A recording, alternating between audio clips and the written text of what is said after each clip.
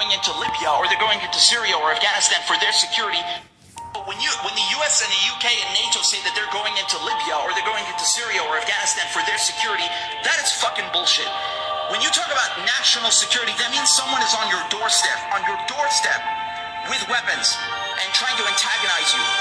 When you go to China, to the South China Sea, and create a military partnership and start giving Australia nuclear-powered submarines, you are antagonizing China.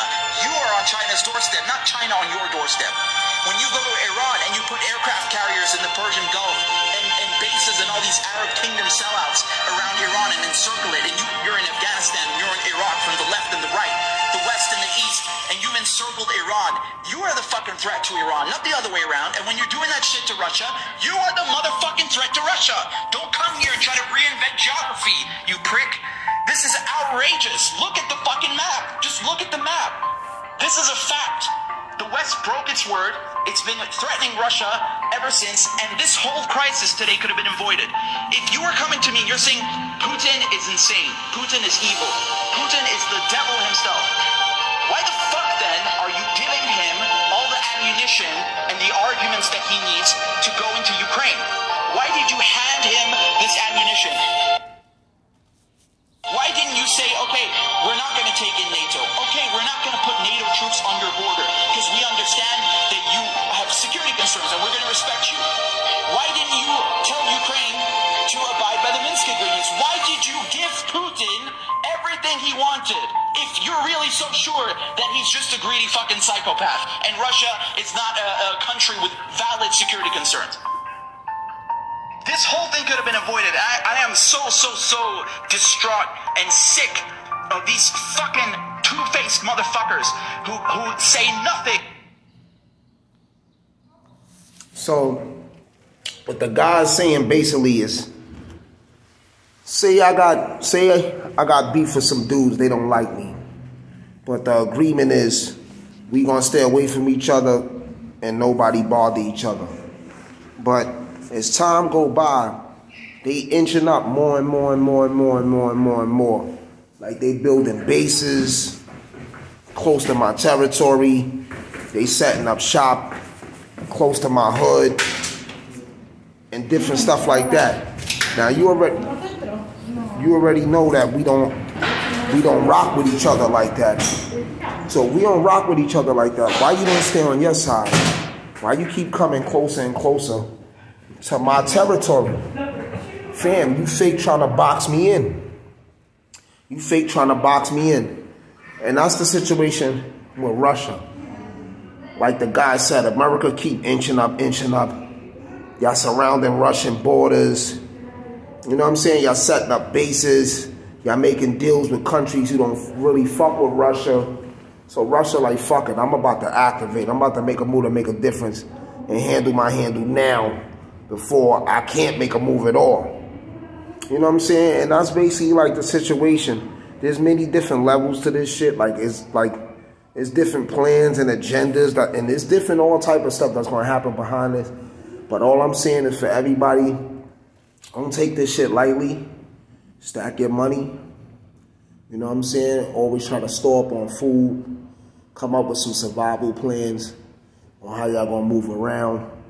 I think y'all should, if y'all don't already take up combat training, y'all should learn some type of craft, some type of fighting trade, boxing, Brazilian Jiu-Jitsu, whatever. I know in New York City, we got a place called Gotham, axe throwing. You can go there for archery and axe throwing. I don't know if they have that in other states, but yeah, take up some axe throwing. Learn how to throw axes, learn how to shoot arrows and different stuff, because everybody ain't gonna have guns and bullets either. You know, a lot of axes will be accessible, because when people raid Home Depots and stuff like that, or hardware stores, I don't think people are gonna be looking for axes. You know, people probably gonna be looking for like chainsaws, gas masks, even though we need those utensils too. But all I'm just saying, the axes are underrated utensil, right? And I want to get into something else real quick. You know, real quick. Just give me 1 minute, people.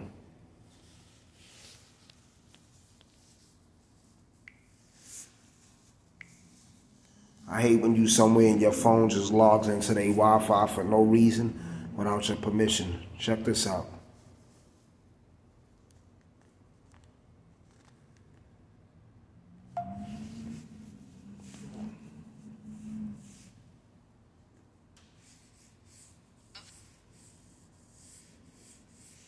Check this out real quick.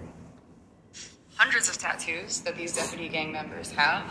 They're all numbered, they have different designs, and as their police career goes on and they hurt or kill more civilians, you can see in the photos how the tattoo changes. Maybe a bullet is added to the chamber of a gun that the skeleton of the executioner is holding. Also, there's a lot of litigation, right? That's how I found out all this stuff. Los Angeles County actually tracks every case that is brought to the county that mentions deputy gangs. So, for example, Andres Guardado, his family brought a claim saying, yo, your deputy gangs, killed our son.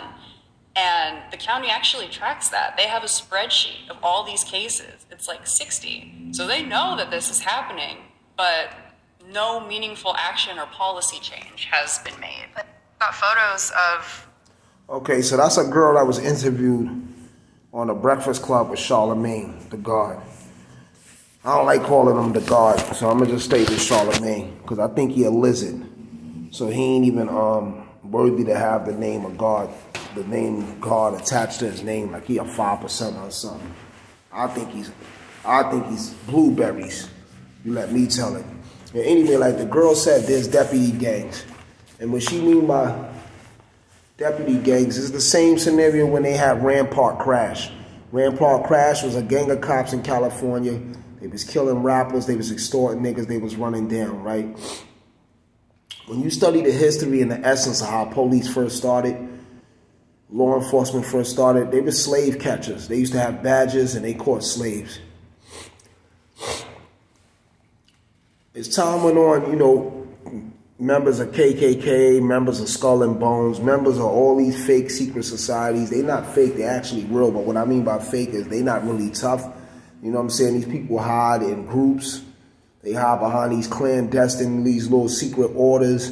And they always, like, anytime you see slave movies or police killing somebody, they always outnumber the black guy. There's always 10 niggas on one, 5 on one. There's never really a one-on-one situation, right? But every time you see black lynchings and slavery movies, they always wolf packing. The people outnumber law enforcement. We outnumber cops. We outnumber feds. The people outnumber law enforcement, right? Black men are mainly targeted more than Latino men, unless you're a dark-skinned Latino man, but people with darker skin are mostly targeted. But my thing is this. I always say every gang is a urban sub-military army. Right? All they need is the right combat training, the right military instructor to give them real training on how to shoot, how to breathe when you're shooting a rifle and stuff like that, right? But every gang is a potential sub-military army. These cops a lot of people that's cops, it's kind of like an unhonorable killing because when you kill a dude from behind the badge, psychologically, a lot of people fear the badge anyway because the badge is associated with the law and the law is associated with tons of backup. So dudes don't really be scared of the cops. Niggas be scared of the badge. This don't pertain to me. I'm talking about other people. Niggas they respect the badge. They don't really respect the cop. They respect the badge because they know if they kill that cop, he might pull a pin or say he need backup and then more cops is coming. Now, let's say you annihilate all the cops that come. Here comes SWAT team. Let's say you annihilate the SWAT team. Here comes FBI, CIA, the Army. Then it become, so it's like, you're dealing with a gang that got a bigger gang and a bigger gang. It's like sets, like how gangs have subsets. Like if you blood and you under UBN, then there's 9 Trey and it's GKB and this is that. Or like if you, if you a Stone, if you a Stone, then it's Black Gorilla Stone, Bloodstone Villains. It's different sets. You know what I'm saying? So same thing with law enforcement, man. You have the government, and then they sets of CIA, FBI, ATF, NSA, NYPD, LAPD, then you have SWAT, then you have Marines. All these is different sets under one big gang, which is the government. And then these sets have subsets. So you're under the Army, you have the 10th Infantry, Mountain Division, this, that. And under the Navy, you have Navy SEALs and this and that and that. So, and then with the Marines, you have the Rangers. And so, you know, it's one big gang with sets, and then it has subsets and then subsets and stuff like that. So I always tell people, man, be a man, you know, be a man, be honorable, have integrity.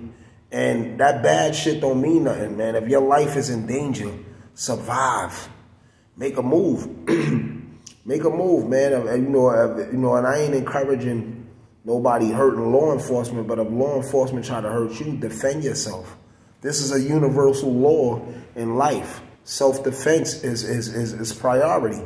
So if somebody's trying to take your life and all that, and they're a cop or something, push their shit back. Fuck that and try to get away. If you can't get away, you can get caught, you got to do the time. You know what I'm saying? But death is optionable in that situation, because you can let them kill you, or you can get busy and make a move and pop their shit off. So it's up to you people.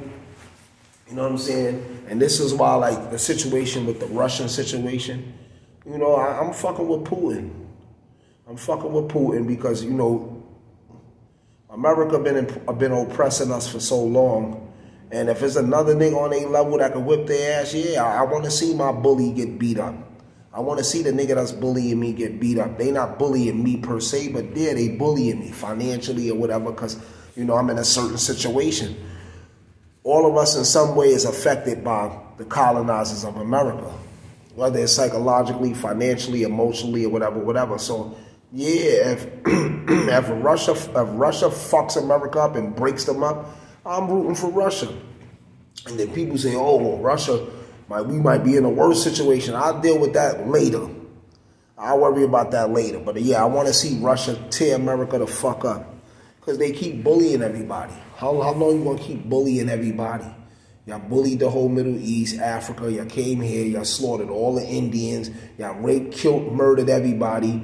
Took all the Africans' gold, diamonds, oil. Yeah, and the Africans, you know, they buns. They cowards, so they couldn't do nothing. But Russia can do something. Russia got that power. Russia on that type of time, too. You know, get on that type of time. So I'm fucking with Putin. You know what I'm saying? I'm fucking with Putin.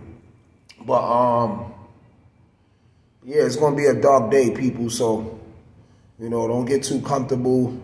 That lockdown was like a little exhibition, or they told y'all stay in the house, and all of y'all went in the house and stayed in the house. Y'all was like obedient, like docile, obedient, feeble slaves. You know what I'm saying? And during the lockdown, I was outside the whole time. Actually, I made a lot of money during the lockdown, because I had both jobs I had was paying super good, crisis pay, all type of shit.